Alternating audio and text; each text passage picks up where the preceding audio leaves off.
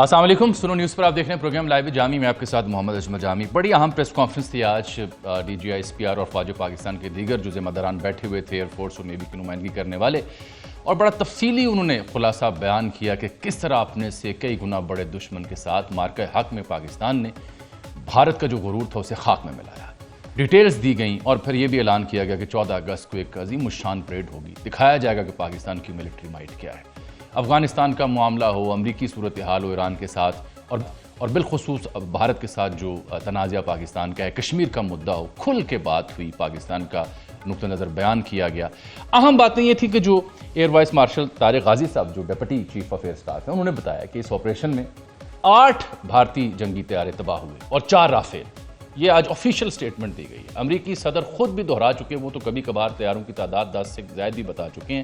4 Rafale تھے، ایک SU-30، ایک MiG-29 اور ایک میراج 2000 شامل تھا، اور ایک ان کا مہنگا ترین خودکار فضائی جو نظام تھا وہ بھی اس کو ٹارگٹ کیا گیا۔ S-400 کی بات وہ کر رہے تھے، لیکن اس گفتگو میں ظاہری بات ہے وہاں پہ جب وہ گفتگو کر رہے تھے تو انہوں نے ایک بات کہا کہ ہم بارہا بتا چکے ہیں کہ جو بات چیت کا معاملہ ہے، پاکستان میں حکومت اپوزیشن کے معاملات کو لے کر کے بات ہو رہی تھی، یہ سیاسی پارٹیوں کا استحقاق ہے جو انہوں نے آپس میں کرنی ہے۔ ہم پاکستانی عوام اور ریاست کی فوج ہیں، کسی گروپ کے ساتھ نہیں،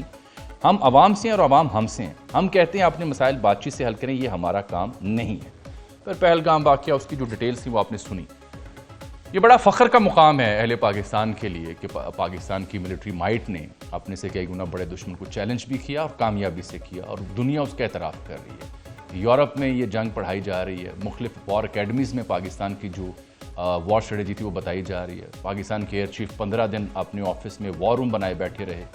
اور یہی وجہ ہے کہ پھر جب پاکستان نے پہلی اسٹرائک بیک کی تو بھارتی رافیل طیارے پاکستانی حدود سے 300 کلومیٹر دور پارک کر دیے گئے تھے۔ دوبارہ وہ اڑنے کا خیال بھی ان کے ذہن میں نہیں آیا۔ اس معاملے پہ بات کرنے کے لیے آج ہم نے زحمت لی ایک بار پھر سینئر سیاستدان ہیں جناب خرم دستگیر صاحب۔ صاحب بہت شکریہ آپ کا، خرم صاحب آپ کے وقت کا۔ سب سے پہلے تو ہم بات کر لیتے ہیں جو آج گفتگو تھی، جو ہمارے ترجمان ہیں فوج پاکستان کے، پھر ہماری جو سیاسی قیادت ڈار صاحب کو میں سن رہا تھا، دیگر زعماء کو بھی سن رہا تھا۔ یہ انبلیویبل وکٹری میں صورتحال بدلی کیسے؟ کیونکہ ہم تو اس وقت ڈپلومیٹیکلی بھی بہت ہی ایک یعنی تنگ دستی میں کہوں گا اس کا شکار تھے،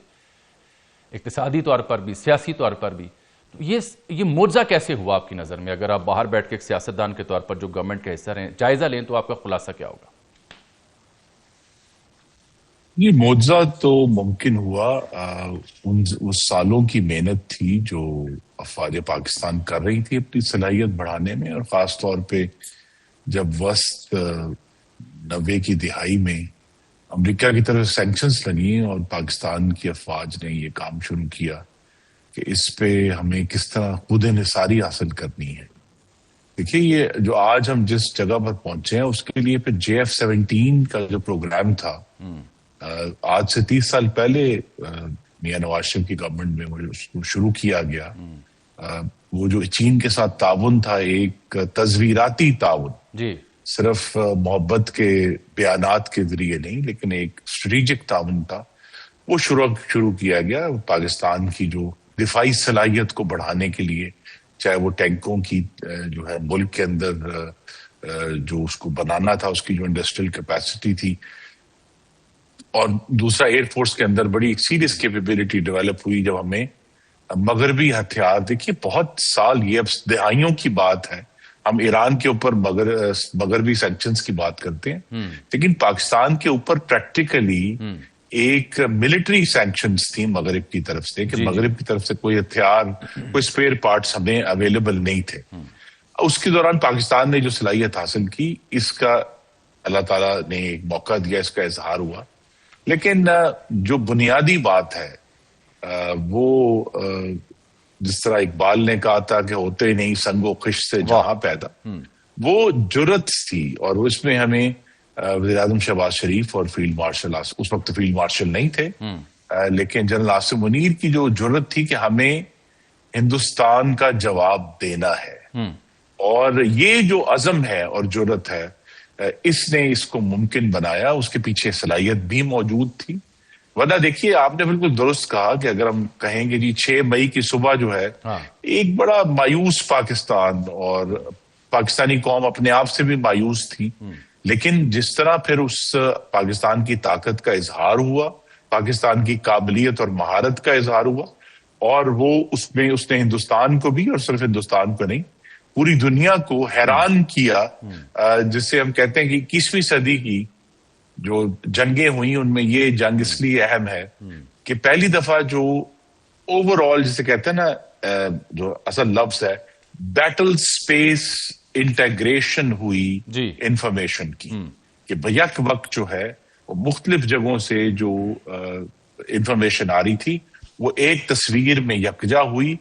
ہوا سے بھی آ رہی تھی، دوسرے ریڈار سے بھی آ رہی تھی، اور وہ یکجا ہوئی اور پاکستان نے یہ غیر معمولی کامیابی جو ہے وہ حاصل کی۔ اور صرف یہ نہیں کہ جہاز گرائے، اس کے اگلے دن بھی کامیابی ہوئی جب ہندوستان نے اپنے جو وہ اسرائیلی ساخت کے ہارپ ڈرونز تھے وہ لانچ کیے، پاکستان نے ان کا بھرپور مقابلہ کیا۔ جو ہمیں اس سے سبق سیکھا ہے ضرور ہمیں اس میں آگے بڑھنے کے لیے کہ ہمیں ابھی اپنے جو ہمارا فضائی دفاع ہے اس میں میزائل کے حوالے سے ابھی مزید محنت کی اور ضرورت ہے، اور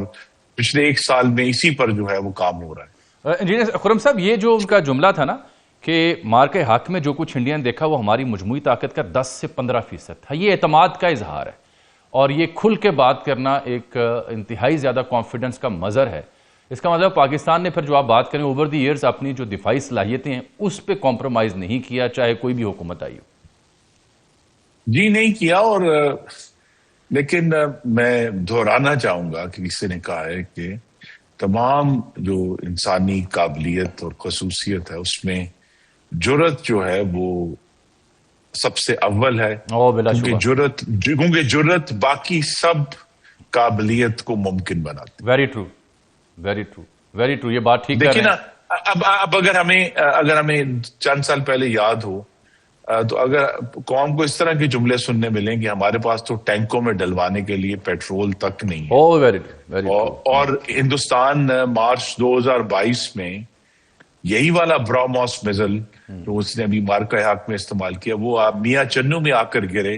اور ہم اس کا کوئی جواب نہ دیں اور خاموشی سے اس کو واپس کر دیں، وہ بھی ہم نے دیکھا ہے۔ تو اگر جرأت ہوگی تو پھر اظہار ہوگا، اگر جرأت نہیں ہوگی تو پھر کمزوری کا اظہار ہوگا۔ باقی آپ نے ٹھیک کہا، جرأت ہوگی تو پھر رافیل بھی اڑانا آئے گا، اور جرأت نہیں ہوگی تو رافیل پھر لینڈ بھی نہیں کر پاتے اور 300 کلومیٹر دور چلے جاتے ہیں اور 4 گرا بھی آپ دیکھتے ہیں۔ رافیل بنانے والی کمپنی کے لیے سب سے بڑا امبیرسمنٹ ہے یہی، اور پھر JF-17 کے جو شیئرز اوپر گئے وہ آپ سب کے سامنے ہیں۔ اچھا سر، میں دیکھ رہا ہوں کہ جو انڈین میڈیا کا ذکر تھا، انڈین سیاستدانوں کا ذکر تھا، جس طرح سے ہندوتوا کے ڈریون ان کا میڈیا ہے، جس طرح کی ایک سنسنی اور وار مونگرنگ انہوں نے پھیلائی، یہ بڑے عرصے بعد میں نے دیکھا ہے کہ پاکستانی قوم یکجا ہوئی، چاہے وہ ایک سپاہی کے ساتھ کھڑے ہو کے کندھے سے کندھا ملا کے بندوق سے ڈرون گرانا ہو، یا راکٹ لانچر لانچ ہو رہا اور وہ بننے پہ بیٹھے ہوئے نوجوان وہاں پہ ٹس سے مس نہیں ہو رہے۔ یہ بھی تو اس قوم کی ایک انفرادیت ہے نا جو باقی جگہوں پہ ہم نہیں دیکھتے۔ جی ہے، اس کے لیے آپ بہتر اردو دان ہیں۔ انگریزی میں لفظ ہے ریزیلینس، صرف بہادری نہیں ہے، بہادری نہیں ہے، ریزیلینس ہے کہ آپ مختلف جو آپ پر حملے اس کو برداشت کرنے کے باوجود دوبارہ کھڑے ہو جائیں اور کہیں کہ نہیں۔ پاکستانی قوم نے اس سے پہلے آپ کو معلوم ہے کہ جب 2007 کے بعد سے جو ایک بدترین دہشت گردی کا ہم پہ حملہ ہوا، اس دوران بھی بہت ریزیلینس دکھائی تھی، اور مستقل جب بھی پاکستان پر ایسا موقع آتا ہے تو قوم کی طرف سے یہ اللہ کا خاص احسان ہے، اور ہم سب کے لیے فخر کی بات ہے۔ اپنی قوم پر فخر کرنا چاہیے، اپنی مٹی پر فخر کرنا چاہیے کہ پاکستانی قوم سراسیمگی کا شکار نہیں ہوتی، پریشان نہیں ہوتی، اور بلکہ اس کا الٹا ہوا مارکہ حق کے دوران کہ جس قسم کی انٹرنیٹ میمز بنی مزاحیہ، وہ بھی ایک ریکارڈ کا حصہ ہے۔ بالکل ٹھیک کہہ رہے ہیں۔